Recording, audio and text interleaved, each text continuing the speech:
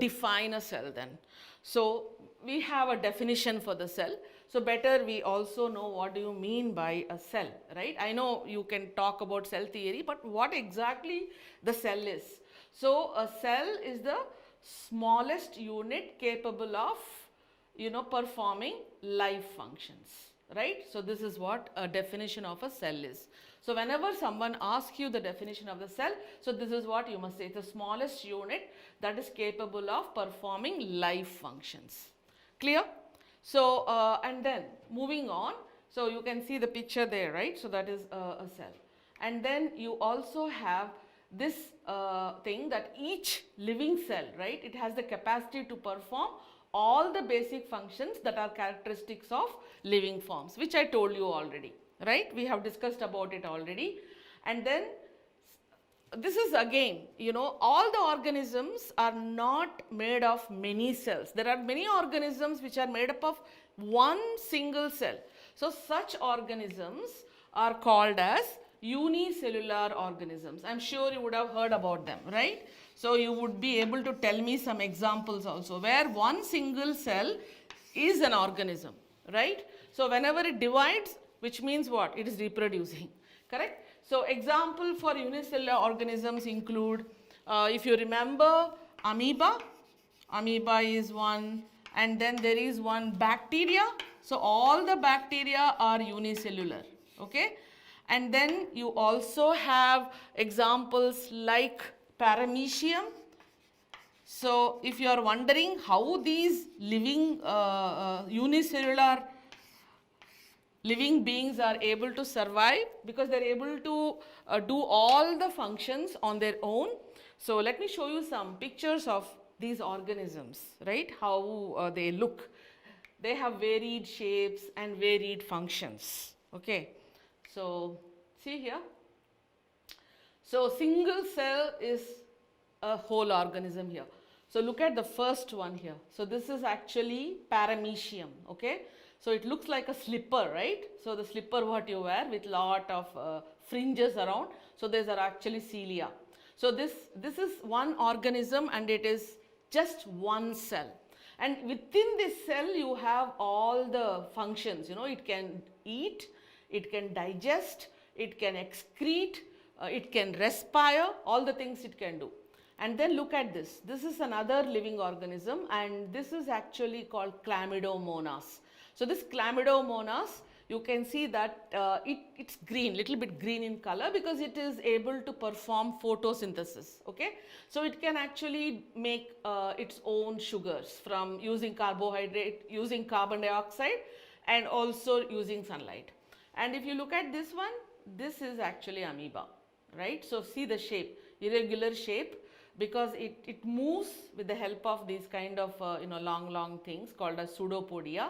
So this is amoeba, which is unicellular organism. So bacteria, you can see here bacteria. So these bacteria are again unicellular organisms. They also have small cilia or flagellated structures, okay, which help them to move. So this is how this unicellular organisms survive. Not many of them are unicellular. Later, slowly in evolution, you can see multicellularity started evolving, and most organisms are multicellular, which means they have many cells, right? So, and another important point about when we talk about cells, right? In multicellular organisms, we do have a lot of cells and a lot of organ systems. So inside the organ system, there are organs, and organs are made up of tissues. Maybe let me just explain to you, right? So if you look at our body, so for example, organism, that's us, right? And inside the organisms, you have a lot of organ systems which work together. And then all the organ systems are made up of different organs. I'll give you one example, very simple example. Let's say digestive system, okay? This is an organ system, digestive system. And then organs in digestive system include what? You can always guess, right? things like stomach, intestine. You would have heard about all these things, right? Those smaller parts are called organs. And then what these organs are made up of? Organs are made up of tissues, right? Different tissues, like for example muscle tissue, we have then nervous tissue, right? So all these things are called tissues. And then what tissues are made of? Tissues are made up of cells. That's where we are arriving at. Okay, so ultimately every living organism, it boils down to a cell. Now if you look at multicellular organism, some of the cells, you see the picture here, you can see depending upon the functions they do, their structure changes. See, it's not that all the cells are same, same size or same shape.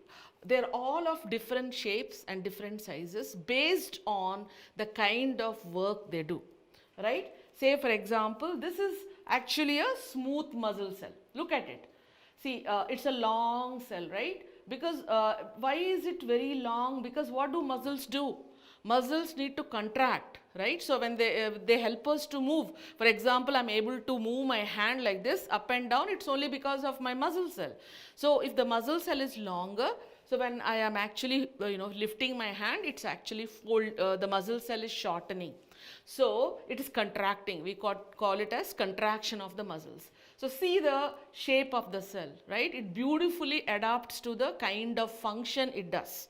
So let me show you some more examples of muscles in our other cells in our body. So this is a type of muscle called smooth muscle. We have different types of muscles. We don't have to bother about all that right now.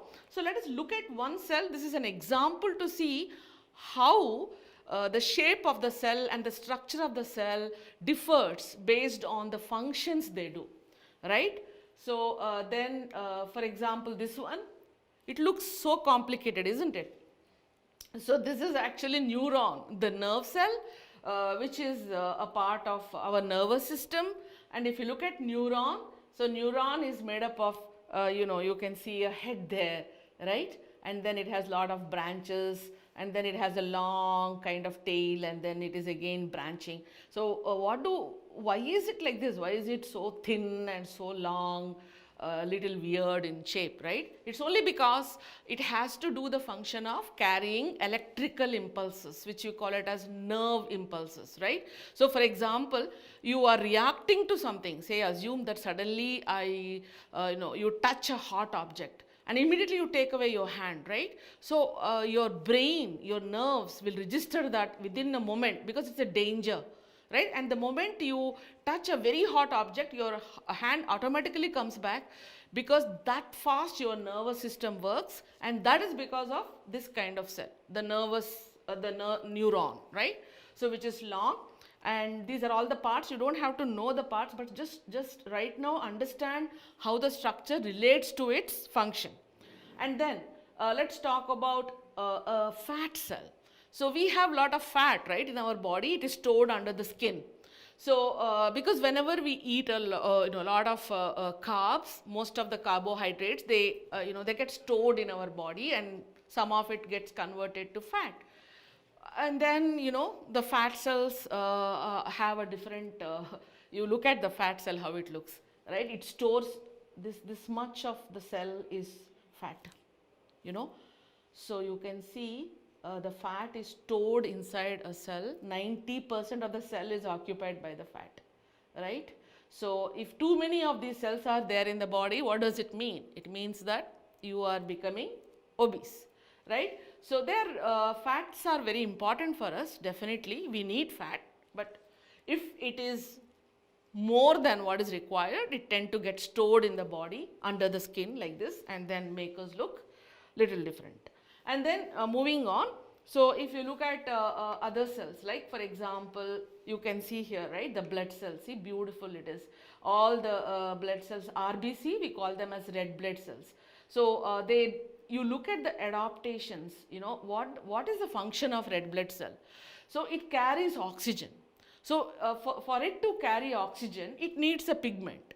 So that pigment is called hemoglobin. So if you look at this RBC, you closely look at it, it is red in color because of hemoglobin, and it has no nucleus, nothing is there inside, it's totally empty. It is full of hemoglobin because it need to carry oxygen to all the cells in our body. So this is the adaptation of a red blood cell. Look at this. This is a sperm, right? Human sperm. So look at it. It has a long tail-like structure called flagellum because it need to move vigorously, very fast. So based on their function, their structures are different. So this is what I wanted to let you know. And moving on, let's talk about what is there in the living cell. So we have seen an empty cell before, which is shown, which was seen by Mr. Robert Hooke. So let's look at what is there in a living cell. So living cell is full of small subcellular structures. We call them as subcellular structures or compartments or components. What we call them as cell organelles, right? So cell organelles are found inside a cell. So these are the special components or compartments which are found inside the cells. So what do they do? So each organelle have a different function. So we'll be talking about all those functions a little later. So each organelle has a specific function and they will exactly perform that function. So what they are saying, all the activities, right, which happen inside the cell, so all the activities inside the cell and interactions of the cell with the environment are possible only because of these features, what the cell has, right? Whatever the cell is able to do, without the organelle, it will not be able to do. That's what they are going to say. And then moving on, let's look at these cell organelles because we need to know how do they function, what do they do so that that cell becomes alive. So there are three features which are very common to most of the cells. What are the three features? One is the cell membrane, okay. So if you look at this, this is the cell membrane. So maybe if I draw here, you would be able to relate to it. So if for example the cell will always draw like this, right? So this is actually the cell membrane. So every cell, whether it is a plant cell, animal cell, bacterial cell, no matter what cell it is, all of them have this cell membrane. This is a must, okay? And then inside this cell membrane, you have a lot of, some little bit of jelly-like substance, what we call it as cytoplasm. And again, this is a very, very important feature because all the living cells will have this cytoplasm, okay? What is the function of cytoplasm? So inside this cytoplasm only you'll find all the organelles suspended, all the reactions that need to be carried out, all those things they happen only inside the cytoplasm. Then you have genetic material.